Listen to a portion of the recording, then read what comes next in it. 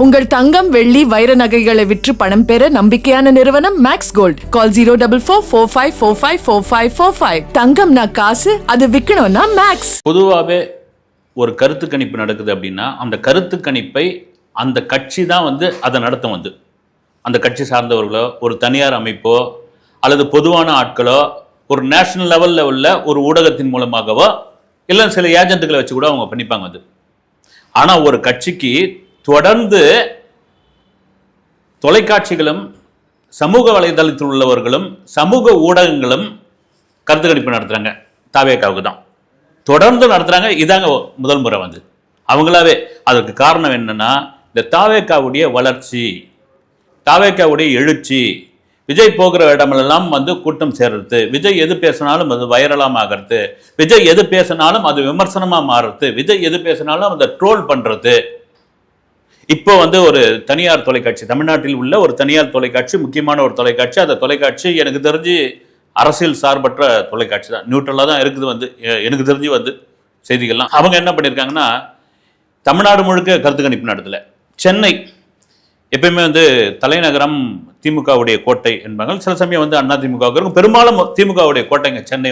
சென்னை அசைக்கவே முடியாது. வட சென்னை, மத்திய சென்னை, தென் சென்னை கிட்டத்தட்ட 16 எம்எல்ஏக்கள் இருக்காங்க, 4 அமைச்சர்கள் இருக்காங்க. இப்படி சென்னையோடைய பலம் திமுகவுடைய பலம் தான். இதுதான் கோட்டை. சரி, சென்னையில் எப்படி இருக்குது செல்வாக்கு, தாவேக்காவுக்கு எப்படி இருக்குது, மற்ற கட்சிகள் எப்படி இருக்குது அப்படின்ற ஒரு சர்வே ஒன்று எடுத்திருக்காங்க. சென்னை முழுக்க எடுத்திருக்காங்க. பெரும்பான்மையான இடங்களில் திமுகவிற்கு அடுத்து அண்ணா திமுகவிற்கு அடுத்து தாவேக்கா தான் இருக்குது. அதுவும் பார்த்தீங்கன்னா பர்சன்டேஜ் ரொம்ப வித்தியாசம்லாம் கிடையாது. பெரும்பான்மையான இடங்கள் 30%, 31%லாம் இருக்குது. பொதுவாக சொல்லுவாங்க சென்னை மக்கள் ஒரு தேர்தலுக்கு அப்படியே மொத்தமாக சாய்வாங்க, இன்னொரு தேர்தலுக்கும் அப்படியே ஒட்டுமொத்தமாக மாற்றி வாக்களிப்பாங்க. இந்த 50-50, 75-25 இப்படிலாம் இருக்கே இருக்காது அப்படின்னு. அதை தான் இந்த கருத்து கணிப்பு சொல்லுது. ஏங்க விஜய் தனிச்சு நிற்கிறாரு, தனித்து வந்திருக்கிறாரு. இந்த கருத்து கணிப்புல என்ன ஏறத்தாழ வெற்றி முகமா, வெற்றி வாய்ப்பா சென்னை முழுக்க இருக்கிற மக்கள் இங்கே தான். ஏன்னா சென்னையில் பார்த்தீங்கன்னா நிறைய தொழிலாளர்கள் அதிகம், லேபர்ஸ் அதிகம். ஆட்டோ ஓட்டுநர் நண்பர்கள், தொழிலாளர்கள், கடை வச்சிருக்கிறவங்க, தினசரி கூலிகள், அப்புறம் எக்ஸ்போர்ட் கம்பெனி மாதிரியான கம்பெனிகளை வார சம்பளத்திற்காக வேலை செய்கிறவங்க, இப்படி நிறைந்த பகுதி சென்னை. இங்கே ஹைடெக் பீப்புளை விட்டுருங்க, ஒரு மிடில் கிளாஸ், அதுக்கப்புறம் கீழே இருக்கிறவங்க. ஏன்னா அவங்களுடைய ஓட்டு தான் மிக முக்கியமான ஓட்டு. இப்போ அதை தான் இந்த கருத்து கணிப்பில் அவங்க சொல்லியிருக்காங்க. தாவேக்காவிற்கு கிட்டத்தட்ட 31% பல இடங்கள்ல இருக்குது. ரெண்டாவது இடமா இருக்குது. இது ஒரு பக்கம் இருக்கும்போது நேஷனல் மீடியாக்கள் அவங்களாவே ஆர்வப்பட்டு, அவங்களுக்கு ஒன்றும் அவங்க பெரும்பாலும் வடக்கு அரசியலில் தான் அதிகமாக விரும்பக்கூடியவர்கள், அதுதான் உண்டு. ஆனால் நேஷனல் மீடியாக்கள் இப்போ இந்த வரப்போகிற சட்டமன்ற எலெக்ஷனுக்கு அவங்க இன்ட்ரெஸ்டாக கருத்து கணிப்பு நடத்துகிறாங்க. குறிப்பாக இந்தியா டுடே நடத்துகிற கருத்து கணிப்பில் விஜய்க்கு 22% 23% வரைக்கும் செல்வாக்கு இருக்குது. அவன் பரவலாக நடத்திருக்கிற அந்த கருத்து கணிப்பில் அவங்க என்ன சொல்கிறாங்க அப்படின்னா, குறிப்பாக இந்த எலெக்ஷனில் விஜய்க்கான ஆதரவு எப்படி இருக்குது, முதல் முறை வாக்காளர்கள் நாங்கள் கேட்டதில், நாங்கள் எடுத்ததில் இந்த முதல் வாக்காளர்கள் இருக்காங்கல்ல, அவங்களில் பெரும்பான்மையானவர்கள் கிட்டத்தட்ட 85% நாங்கள் தாவேக்காவுக்கு தான் ஓட்டு போடுவோன்றாங்க. இது தவிர பார்த்தீங்கன்னா பாரம்பரியமான 2 கட்சிகளுக்கு ஓட்டு போட்டுக்கிட்டு இருந்த இளைஞர்கள், திமுக இல்லைன்னா அதிமுக, திமுக இதுதாங்க நாங்கள் போடுவோம், எங்கள் தாத்தா, அப்பா, எங்கள் பெரியப்பா, சித்தப்பா, எங்கள் அத்தை எல்லாரும் இப்படி தான் போடுவாங்க அப்படின்ற அந்த இளைஞர்கள் தொடர்ச்சியாக இப்படி மாறி மாறி போட்டுட்டு வந்த அந்த இளைஞர்கள் இந்த முறை மாறி இருக்கிறாங்க. விஜயம் இந்த அரசியலை தான் அவர் கையில் எடுத்திருக்கிறார். ஒரு பக்கம் அரசியல் எதிரி அப்படின்னு திமுக விமர்சனம் பண்றாரு திராவிடம், இன்னொரு பக்கம் கொள்கை எதிரி அப்படின்னு பாஜக விமர்சனம் பண்றாரு தேசியம். இந்த திராவிடம், தேசியம், இந்த இரண்டுக்கு இடையில ஒரு நம்பிக்கைக்குரிய ஒரு கட்சியாக, ஒரு நம்பிக்கைக்குரிய ஒரு தளத்தில் நாங்கள் இருக்கிறோம், நாங்கள் இருப்போம். இளைஞர்களுக்கு நாங்கள் பொதுமக்களுக்கு நாங்கள் 2 கட்சியும் இல்லாமல் பொதுவான ஒரு இதுவாக இருப்போம் அப்படின்ற ஒரு விஷயம் இந்த கருத்து கணிப்பில் தெரிய வந்திருக்குதுன்னு அது இந்தியா டுடே அதை வெளியிட்டிருக்கு. அதனால தான் விஜய் இதை தேர்தல்னு சொல்லாமல் ஜனநாயக போர் அப்படின்றார். இது தேர்தல் கிடையாதுங்க, வழக்கமாக நடக்கும் வந்து. உங்களுக்கு வேணால் தேர்தலாக இருக்கலாம். என்னை பொறுத்த வரைக்கும், எங்களை பொறுத்த வரைக்கும் இது ஜனநாயக போர்.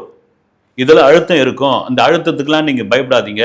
உங்களுக்கு வந்து ஒரு மறைமுகமான மிரட்டல் இருக்கும். அதை நேரடியாக சொல்லலை வந்து. உங்களை விலை பேசுவார்கள், விலை போகாதீர்கள், களத்தில் இறங்குங்க, பார்த்துடலாம், மக்களோடு சந்திங்க, மக்கள் தான் நமக்கு கூட்டணி இல்லை, கூட்டணி இல்லை, கூட்டணி இல்லைன்றாங்களே, மக்கள் தான் நமக்கான கூட்டணி. இப்போ இந்த கருத்து கணிப்பு மொத்தம் வந்து தனித்து நிற்கிற தாவேக்காவும் தனித்து நிற்கிற விஜய் பற்றியான கருத்து கணிப்பாக தான் இருக்குது. அப்போ கூட்டணின்ற ஒரு விஷயம் இல்லைங்க. இந்த பக்கம் வந்து நீங்கள் என்டிஏ கூட்டணி, இந்தியா கூட்டணி, பிரதமர் மோடி வந்திருந்தார் மேடையில். இந்தியா கூட்டணியுடைய தலைவர்கள் யாரெல்லாம் தெரிஞ்சு போச்சு வந்து. இந்தியா கூட்டணி 2017 திமுகவுக்கு ஆதரவாக இருக்குது. அதே கூட்டணி தான் இப்போ புதுசாக வந்து கமலஹாசன் வந்திருக்காரு. கனிமொழி எம்பி அவர்கள் கூட ஒரு பேட்டியில் சொல்லியிருக்காங்க, இன்னும் சில புது கட்சிகள்லாம் வரப்போகுது அப்படின்னு. அதில் தேமுதிக, அப்புறம் ஓபிஎஸ், புதிய தமிழகம், இதெல்லாம் வரப்போகுது அப்படின்ற மாதிரியான பேச்சு இருக்குது. இந்த தேமுதிகவுடைய நிலைப்பாடு இன்னும் இன்னைக்கு கூட இந்த வீடியோ பேசும்போது கூட பிரேமலதா விஜயகாந்த் அவர்கள் ப்ரெஸ் மீட் கொடுத்துட்டு இருக்காங்க. இவங்க என்ன நிலைப்பாடு, தாவேகாவுக்கு ஆதரவு கொடுப்பாங்களா, தாவேகாவுக்கு உள்ளே வந்துருவாங்களா அவங்க? ஏன்னா ஒரு பலமான எதிர்கட்சியாக அதுக்கு முன்னாடி இருந்தாங்க. அவங்க வந்து ஒரு டிமாண்ட் வைக்கிறாங்க. அந்த டிமாண்ட் என்ன அப்படின்ட்டு வந்து வெளியே பேசப்படுகிற விஷயம், 20 சீட்டு வேணும் எங்களுக்கு. விஜயகாந்த் இருக்கும் பொழுது, எங்கள் கணவர் இருக்கும் பொழுது ஒரு பலமான எதிர்கட்சியாக இருந்தது, மக்கள் செல்வாக்கோடு இருந்தது, இன்னும் இருக்குது. விருதுநகர் தொகுதியில் விஜய் பிரபாகருக்கான வாக்கு என்னன்னு தெரியும், மக்களுடைய எழுச்சி என்னன்னு தெரியும். அதனால 20 சீட்டு அப்படின் பொழுது 2 பேருமே அதிமுக திமுக அதை கண்டுக்கவே இல்லை. அப்புறமா 10க்கு இறங்கி வந்ததாக ஒரு தகவல் இருக்குது. ஆனால் அவர்கள் ஒற்றை இலக்கில் தான், அதுவும் திமுக ஒற்றை இலக்கில் தான், 5+1 அப்படின்ற ஒரு பேச்சுவார்த்தை இருப்பதாக தகவல். 5 சட்டமன்ற தொகுதி, ஒரு மக்களவை, 5+1 வாங்க அப்படின்னு. இந்த ஒற்றை இலக்குன்னு நமக்கு சரிபட்டு வருமா? வராதே அப்படின் பொழுது விஜய் ஆட்சி அதிகாரத்தில் பங்கு கொடுக்குறாரு, ஆட்சி அதிகாரத்தில் பங்குன்னு சொல்கிறாரு. வாங்க, நீங்கள் வாங்க, எந்த கட்சியும் சொல்லாத ஒரு விஷயம் தானே. அதுவும் பிரேமலதா விஜயகாந்த் பல பேட்டிகளில் சொல்லியிருக்காரு வந்து, நாங்கள் வந்து குழந்தையிலேருந்து பார்த்து வளர்ந்தவர் அந்த தம்பி. எங்கள் சாலை கிராமத்தில் எங்கள் வீட்டுக்கு பக்கத்து தெருவு தான் அவங்க, எங்கள் வீட்டுக்கு வருவார்.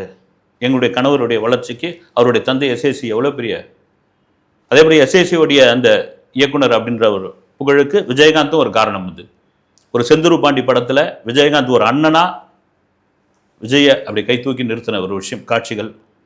அதில் தான் அவர் வந்து ஒரு பெரிய ஸ்டாராக வளர்ந்தார். அதனால் சரி, அங்கே இங்கே நம்ம போவானே, நமக்கு தெரிஞ்ச தம்பி, ஒரு இளைஞர்களுடைய எழுச்சி மிக்க ஒரு இடம். எனக்கு தெரிஞ்ச பிரேமலதா விஜயகாந்த் வந்து விஜய் பிரபாகரன் அவர்களே வந்து மெயினான தலைவராகவே இந்த பேச்சுவார்த்தைக்கு அவரே கூட விடலாம் பொழுது. விஜய் பிரபாகரன் செல்வாக்கு ஒரு பக்கம் இருக்கும் பொழுது மிக தெளிவாக பேசுகிறார். வந்து அவருக்கான ஒரு இளைஞர்கள் இருக்காங்க, ஃபாலோவர்ஸ் இருக்காங்க. அப்படின்போது ஏன் இங்கே வரலாம், இங்கே சேரலாமே அப்படின்ற ஒரு விஷயம் இங்கே ஓடிட்டு. எப்போ நாங்கள் யாருக்கிட்டையும் போய் நிற்கலைங்க, நாங்கள் யாருக்கிட்டையும் கூட்டணி கேட்கல, யாருக்கிட்டையும் நாங்கள் போய் கையேந்தலை. யார் விஜய் தரப்பில் நாங்கள் தனியாக தான் இருக்கிறோம், பயங்கர கான்ஃபிடண்ட்டாக இருக்கிறோம். என்ன வேணாலும் விமர்சனம் பண்ணிக்கோங்க, திரும்பவும் சொல்கிறது தான், மக்கள் எழுச்சி. நாங்கள் கூட்டணியை நம்பலை, மக்களை நம்புகிறோம். மக்கள் வந்து எங்களுக்கு சாதகமாக ஓட்டளிப்பார்கள், அதில் மிக தெளிவாக இருக்கிறோம். இது ஒரு பக்கம் இருக்கும்போது விஜய் எது பேசினாலும் வைரல் ஆகுது, எது ஒரு பதிவாக போட்டாலும் அது பெரிய மீடியாவில் வந்து ஒரு பேசும் பொருளாக மாறுது, வந்து செய்தியாகுது, போஸ்டராக மாறுது, தலைப்புச் செய்தியாக மாறுது, பிரேக்கிங் நியூஸாக மாறுது. அதே வேளையில் விஜய் அது ஏங்க ஒரு பதிவாக போடணும், ஒரு எக்ஸ் வலைதளத்தில் ஒரு வீடியோவை வெளியிடலாமே. நீங்கள் வந்து வெளியே வந்து பேசினா, ஒரு தெருமுனை, ஒரு பனையூர் வாசலில் நின்று, நீங்கள் அதிகம் கூட வேணாம், பனையூர் வாசலில் நின்று, நீலாங்கரை அப்படி அந்த ரோட்டில் நின்று ஒரு இமீடியட்டாக ஒரு 10 மீடியாவை கூப்பிட்டு, இல்லைன்னா உங்ககிட்ட இருக்க ஒரு மீடியாவை அந்த வீடியோவை எடுத்து எல்லாருக்கும் கொடுங்க. சரி, அது கூட வேணாம், நீங்கள் உட்காந்த இடத்துல ஒரு வீடியோ போட்டு அந்த வீடியோ வெளியிடலாமே. குறிப்பாக என்னென்னா, இப்போ ஒரு பீகார் குடும்பத்துக்கு நடந்த சம்பவம் அடையாறில் வந்து மிகப்பெரிய ஒரு துயரம். வந்து அதுதான் விஜய் வந்து ஒரு கண்டனமாக, ஒரு எதிர்ப்பாக ஒரு பதிவை போட்டிருந்தார். வந்து தமிழகத்தில் உள்ளவங்களுக்கும் ஒரு பாதுகாப்பு இல்லை, குறிப்பாக பெண்களுக்கு பாதுகாப்பு இல்லை, அண்டை மாநிலத்திலேருந்து வந்து பிழைக்க வரவங்களுக்கும் பாதுகாப்பு இல்லை. இது என்னங்க? அது வந்து இது என்ன? ஒரு கல்வி கூடங்களில், கல்வி நிறுவனங்களில் பெண்களுக்கு பாதுகாப்பு இல்லை. இப்போ நந்தனம் அரசு கலை கல்லூரியில் அதை தான் போட்டிருக்காரு. இந்த கேன்டீனில் வேலை செய்த ஒரு பெண்ணுக்கு நடந்த பாலியல் வன்கொடுமை ரொம்ப காட்டமாக இந்த அரசு, அதுவும் வந்து கடைசி கட்டத்தில் இருக்கிற இந்த அரசு இப்பொழுதாவது பெண்களுக்கு பாதுகாப்பு கொடுங்க அப்படின்ற ஒரு பதிவு மிகப்பெரிய வைரல் அப்படின் பொழுது அதை ஏன் ஒரு வீடியோவை வெளியிட்டிருக்கலாமே அப்படின்ற ஆதங்கம் பல பேருக்கு இருக்குது. அது விஜயோட முடிவு வெளியிட்டு. ஏன்னா சில பேர் கேட்குறாங்க வந்து, ஆனால் நீங்கள் வந்து சினிமாவில் அவ்வளோ ஆக்ரோஷமாக பேசுகிறீங்க, அவ்வளோ வந்து தெரிக்கிற மாதிரி நரம்பு பிடிக்கிற மாதிரி பண்ணுறீங்க, நீங்கள் அதெல்லாம் வேணாண்ணா, ஒரே ஒரு வீடியோ, ஒரு சின்ன கண்ணீர் துளியோட ஒரு வீடியோ, இது என்ன வேணாலும் விமர்சனம் பண்ணிக்கிட்டோம். விஜய் அரசியல் பண்ணுறாரு, விஜய் நடிக்கிறாரு, விஜய் கிளீசரின் போட்டுன்னு வந்து நிற்கிறாரு, என்ன வேணாலும் விமர்சனம் பண்ணிட்டோம். ஆனால் அந்த வீடியோவுக்கு ஒரு தனி பவர் உண்டு. அரசியல் களத்தில் நீங்கள் இப்படி தான் பண்ணியாகணும் அரசியல், அதில் மாற்று கருத்து கிடையாது.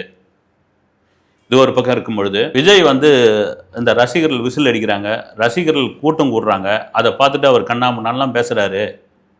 ஒரு ஆட்சி நடத்துறது சாதாரண விஷயம் கிடையாது. முதல்வன் படத்தில் ரகுவரம் பேசுகிற மாதிரி எடப்பாடி பழனிசாமி பேசுகிறார். ஒரு ஆட்சி நடத்துறது சாதாரண விஷயம் கிடையாது. இது 8 கோடி மக்களுக்கான பிரச்சனை. நீங்கள் வந்து ஆட்சி பண்ணி பாருங்க தெரியும் அதனுடைய வழி என்னன்னு. அதே போல தான் வந்து அர்ஜுன்கிட்ட சொல்லுவார்ல, அதே போல தான் இவர் சொல்கிறார், ஆட்சி பண்ணி பாருங்க தெரியும் அப்படின்னு. சாதாரண விஷயம் கிடையாது. நீங்கள் பாட்டுன்னு வாய் பிடிச்சது, மாங்காய் பிடிச்சது, அது பிடிச்சது, இது பிடிச்சதுன்னு பேசிட்டு போயிட்டா அது ஆயிடுமா அப்படின்னு எடப்பாடி பழனிசாமி தொடர்ந்து கொந்தளிச்சுட்டு இருக்காரு. அதுவும் அதிமுக தொடர்ந்து கொந்தளிச்சுட்டு இருக்காங்க. ஐடி விங் சிறப்பாக இயங்கி கொண்டிருக்கிறார்கள். அதை தான் தவேக தரப்புல ஆதவர்ஜனா, அவங்களை எதுவும் பண்ணாதீங்க, அவங்களை எதுவும் விமர்சனம் பண்ணாதீங்க, அவங்களுடைய பழைய வீடியோக்கள்லாம் எடுத்து ட்ரோல் பண்ணாதீங்க, அவங்க நமக்கான இலக்கே கிடையாது, நம்முடைய இலக்கு வந்து இந்த பக்கம் வந்து திமுக, அந்த பக்கம் வந்து பாஜக, அவங்களை எதுவுமே கண்டுக்காதீங்க. ஆனாலும் அவங்களால முடியல. காரணம் என்னன்னா, விஜய் எப்படியும் வந்துடுவார் கூட்டணிக்கு, எப்படியும் நம்ம ஒன்னா சேர்ந்துருவோம், எப்படியும் வந்து திமுக வீழ்த்திடுவோம், எப்படியும் ஆட்சி அதிகாரத்தில் உட்காந்துருவோம், எப்படியும் சிஎம் ஆயிடலாம் அப்படின்ற ஒரு கனவை கூட்டணியே இல்லை சாமி அப்படின்னு ஒன்று அப்படியே ட்ரிகர் ஆகிட்டாங்க. ஏன்னா அப்போ கரூர் சம்பவத்துக்கு நாங்கள் தானே குரல் கொடுத்தோம், சட்டப்பேரவையில் நாங்கள் தானே பேசணும் அப்படின்னு ஆதாயம் இல்லாத பேசியிருக்கீங்க. அந்த ஆதாயத்துக்காக தானே பேசியிருக்கீங்க. கொடி பறக்குது பார், அங்கே பாருங்க, கிரீன் சிக்னல் காட்டிட்டாங்க, பச்சை கொடியை காட்டிட்டாங்க, இனி அவ்வளோதான் வந்து இப்படிலாம் பேசுனது வந்து இதான் அரசியல். இது அரசியல், என்ன வேணாலும் நடக்கும், இந்த நாக்கு என்ன வேணாலும் மடித்து பேசும் என்பதில் மாற்று கருத்து கிடையாது. அதே வேளையில் இளைஞர்களுடைய வாக்கும் இளைஞர்களுடைய எழுச்சும் விஜய்க்கு மிகப்பெரிய அளவில் பெண்களுடைய ஓட்டு மிகப்பெரிய அளவில் வந்து சேர்ந்தது. இந்த 2 மாதத்தில், இந்த இடைப்பட்ட 2 மாதத்தில் அவங்க எப்படி மக்களை போய் சந்திக்க போகிறார்கள், எப்படியாப்பட்ட ஒரு கூட்டத்தை நடத்தப் போகிறார்கள், இந்த விசில் சின்னத்தை கடைகோடி வரைக்கும் எப்படி கொண்டு போய் சேர்க்கப் போகிறார்கள் என்பது அவர்கள் கையில் தான் உள்ளது. அடுத்த வீடியோவில் சந்திக்கிறேன். நன்றி.